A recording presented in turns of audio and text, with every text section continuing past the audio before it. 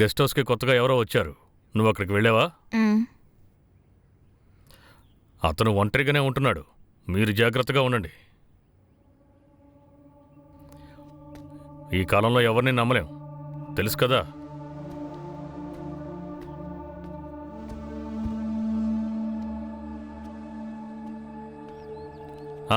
ఏంటి మునుస్వామి? నమస్కారం అయ్యా. నిన్న రాత్రి ఏనుగొచ్చిందయ్యా.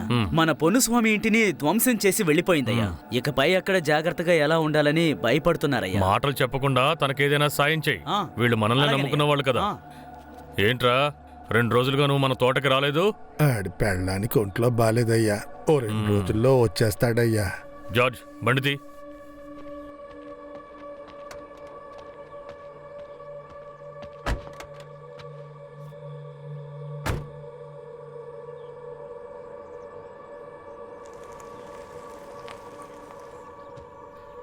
Hello hello hello master.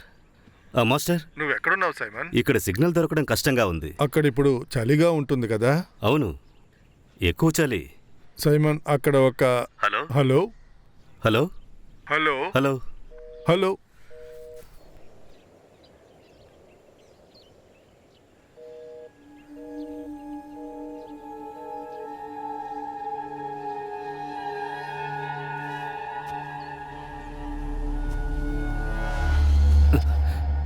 భయపడిపోయాను. ఈ ఇల్లు ఎలా ఉంది సార్? సూపర్. ఇబ్బంది ఏమీ లేదు కదా సార్? ఏం సమస్య? అడవి మృగాలు ఉండే చోటు, అందుకే అడిగాను. అడవి జంతువులంటే? ఏనుగులు, ఎలుగుబంట్లు, అడవి పందులు చాలా ఉన్నాయి. నాకు ఈ చోటు మొత్తం తిప్పి చూపిస్తావా? ఏంటి సార్ మీరు?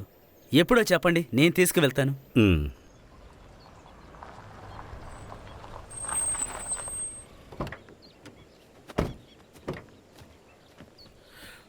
నిన్న పోలీసులు వచ్చారు కదా, మీరేం పట్టించుకోకండి. వాళ్ళు ఫార్మాలిటీ కోసం వస్తారు. అవును, చోటు నచ్చిందా? నచ్చుతూ ఉంది. మీకు నచ్చుతుంది, అదే ఈ చోటు ప్రత్యేకత. ఇవి మొత్తం ఎన్ని ఎకరాలుంటాయి? ఓ 600-650 ఎకరాలు ఉంటుంది.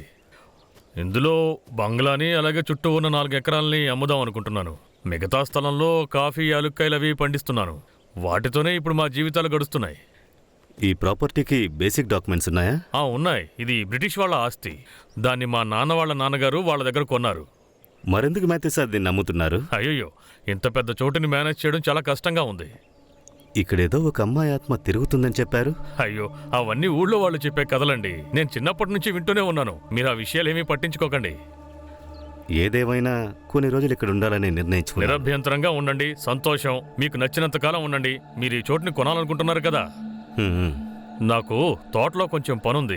మీకు ఏం అవసరమైనా సంకోచించకుండా నన్ను అడగండి, సరేనా? అలాగే. జార్జ్, బండిది. సరేనా?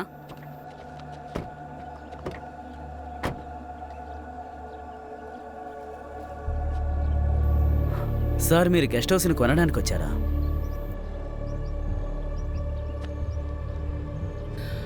ఈ మాథ్యూస్ ఎలాంటోడు?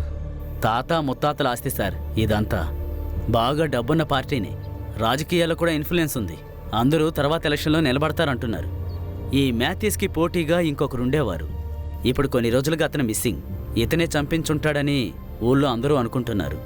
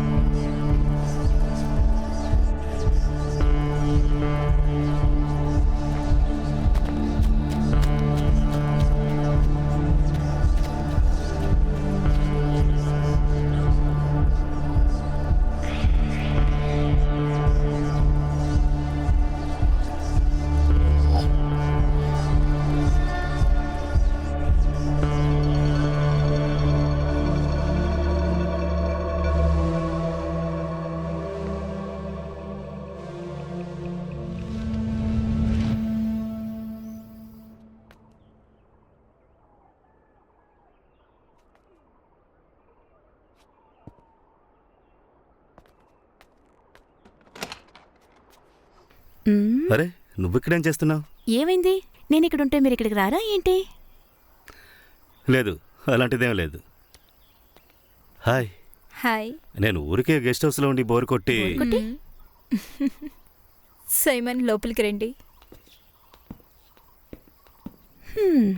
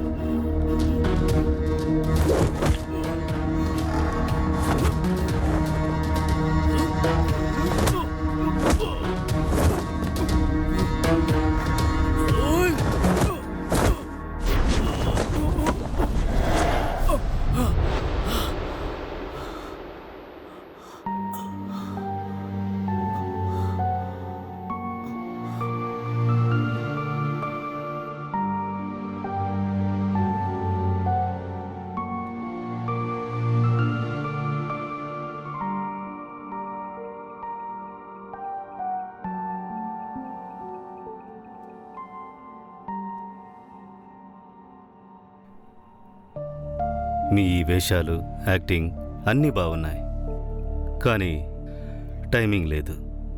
ఆ టైమింగ్లోనే కాస్త మిస్ అయ్యారు. నిజమేగా వినోద్? చెప్పు, ఎందుకు ఈ డ్రామాలన్నీ? నేను చెప్తే మీరు నమ్ముతారో లేదో నాకు తెలియదు. దొరగారి దంపతులు బ్రతికున్న రోజుల్లో ఈ బంగ్లాలో మా తాతయ్య బాములు పనివాళ్ళుగా పనిచేసేవారు. ఒకరోజు దొరవాళ్ళు పెంచిన బిడ్డ కనిపించకుండా పోయాడు. బిడ్డ లేకుండా లండన్కి వెళ్ళడానికి దొరగారి భార్యకి మనసొప్పలేదు. ఏదో ఒకరోజు తన బిడ్డ కేథరిన్ తిరిగొస్తారని తను నమ్మకంతో ఉండేది. కానీ ఆ దొరగారు ఆవిడ్ని బలవంతంగా తీసుకువెళ్ళిపోయారు. వెళ్ళడానికి ముందు దొరగారి భార్య మా బామ్మతో ప్రమాణం చేయించుకున్నారు. ఏ రోజైనా కేథరిన్ తిరిగొస్తే ఈ బంగ్లా తనకే సొంతం, ఇంకెవ్వరికి ఈ బంగ్లాలో హక్కు ఉండదు అని చెప్పారట. కానీ వాళ్ళు ఇక్కడి నుంచి వెళ్ళిపోగానే గెస్ట్ హౌస్ని మాథ్యూ వాళ్ళ తాతయ్య అన్యాయంగా ఆక్రమించుకున్నారు. అతను ఈ బంగ్లాని అమ్మే ప్రయత్నం చేశాడు. దీన్ని కొనడానికొచ్చే వాళ్ళని భయపెట్టి తరిమేయడానికే మేమీ రకంగా వేషాలు వేసింది. వినోద్, నువ్వు చెప్పేవన్నీ సినిమా కథల్లా ఉన్నాయి. ఇచ్చిన మాటను కాపాడడం అనేది నీకే ఓవర్గా లేదు? మీ బామ్మ రోజుల్లో అయితే ఇచ్చిన మాటను కాపాడొచ్చు, కానీ ఇప్పుడు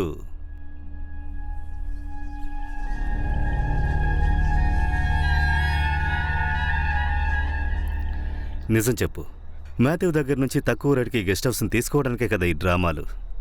లేదు సార్, నందు స్థానంలో ఉండి కొన్ని సమయాల్లో నేనే ఆ పని చేస్తున్నాను. దీన్ని కొనడానికి వచ్చిన వాళ్ళని భయపెట్టి ఇక్కడి నుంచి తెరమేయడమే ఇప్పుడు మాకు పనిగా మారింది సార్. అలా అయితే సంతోష్ వచ్చిన రోజు రాత్రి కూడా మీరిక్కడికి వచ్చారు కదా? లేదు సార్, సంతోష్ సార్ ఈ బంగ్లాని కొనడానికి రాలేదే. సంతోష్కి క్యాథరిన్ గురించి తెలియాలి. నాకు తెలిసిన అన్ని విషయాలు తనతో చెప్పేశాను. క్యాథరిన్ తిరిగి వచ్చినప్పుడు తనకి ఇవ్వడం కోసం ఒక లేఖని, ఒక బహుమతిని దొరగారి భార్య మా బామ్మకిచ్చి వెళ్లారు. దాన్ని నేను సంతోష్ సార్కి చూపించాను. సంతోష్కి ఏం జరుగుంటుందని నువ్వు అనుకుంటున్నావు? ఏమో నాకు తెలియదు సార్. ఆ లెటరు గిఫ్టు ఇప్పుడెక్కడుంది?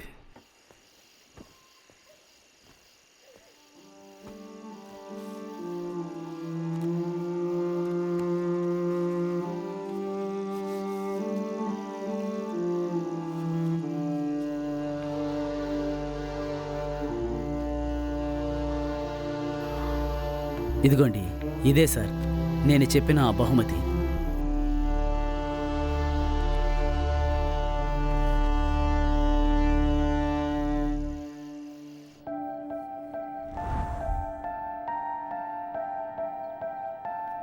ఏంటి సైమన్ సార్, ఎద్దుబొమ్మని అలా చూస్తూనే ఉన్నారు? వర్ష, నీకు ఫోర్డ్ తెలుసా?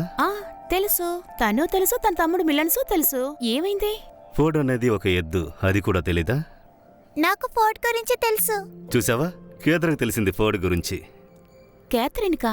లేదు లేదు, నందుకి. రా చెప్పు. నాకు ఫోర్డ్ గురించి కథ బాగానే సరే, ఆ కథ ఏంటో పూర్తిగా చెప్పు. పాపం ఒక మంచి ఆవు ఉండేది. మిగతా ఆవుల్లాగా ఇది ఎలాంటి ఆవులతో గొడవ పడేది కాదు. ఇది ఎప్పుడు చెట్టు దగ్గర కూర్చుని పువ్వుల్ని చూస్తూ ఆనందంగా ఉండేది.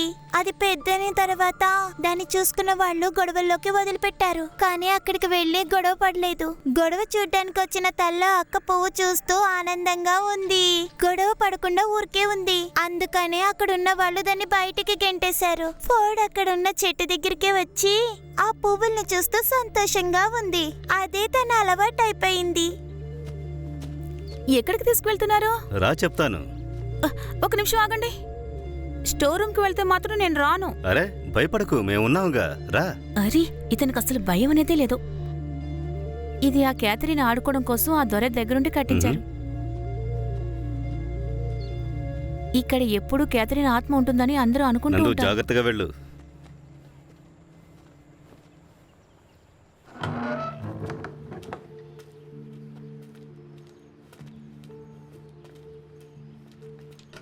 ఇప్పుడు ఎందుకని ఇక్కడికి వచ్చారు? ఇక్కడ ఒక ముఖ్యమైన పనుంది. ఇప్పుడు అంత ముఖ్యమైన పని ఏంటో?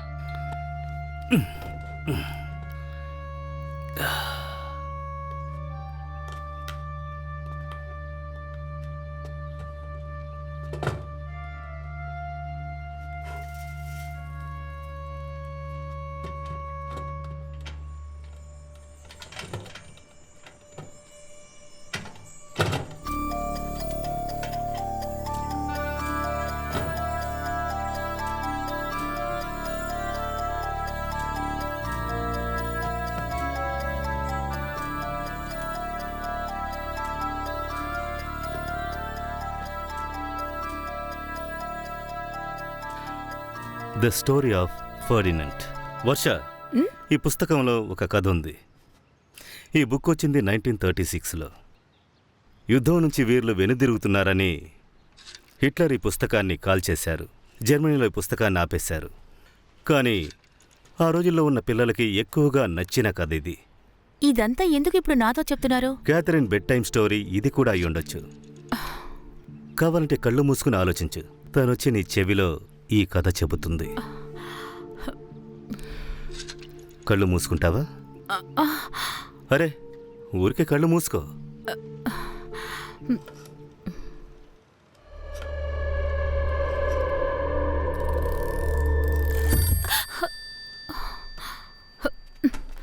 ఇది అక్కడ పెట్టు. నువ్వు నాతరా.